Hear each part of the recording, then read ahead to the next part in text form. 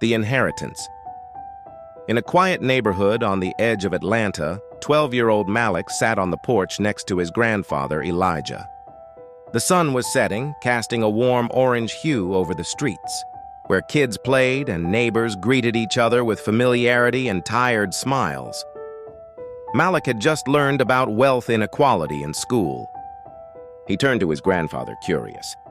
"Grandpa, how come some families have a lot of money and some don't? Why do most of the rich people on TV look different than us?" Elijah sighed. He'd been waiting for this question for years. "Let me tell you a story, Malik. It's not just about money, it's about history." In 1921, Elijah's grandfather, Malik's great-great-grandfather, was a young businessman in Tulsa's Greenwood district, known as Black Wall Street. He owned a tailor shop, had a house paid in full, and was raising 2 children with his wife. But in May of that year, white mobs burned Greenwood to the ground in a massacre that destroyed over 1,000 homes and hundreds of black-owned businesses. No insurance, no reparations, just ashes. "What would have happened if that shop still stood, Malik?" Elijah asked. "We'd have passed down money, land, opportunity." Years later, during the New Deal era, Elijah's father, a veteran, applied for a government-backed mortgage through the GI Bill.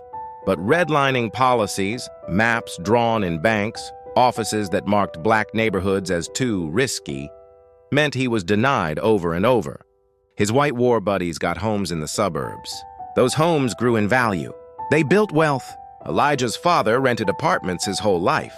Elijah himself worked for decades at a car factory. Good job, union pay. But when it closed during the 1980s recession, he lost his pension. Meanwhile, discriminatory hiring practices and underfunded black schools meant options for advancement were always fewer, always harder. Now, in 2025, Malik's mom worked 2 jobs and still struggled to save for his college. Their home was rented, not owned. There was no trust fund, no inheritance, just stories and grit. "Elijah," Malik said quietly, "that's not fair." "No, grandson, it's not. But it's the truth. This is realty. That's why we fight. Not just for ourselves, but for justice. Because closing the racial wealth gap means understanding how it was made. It wasn't an accident. It was a system."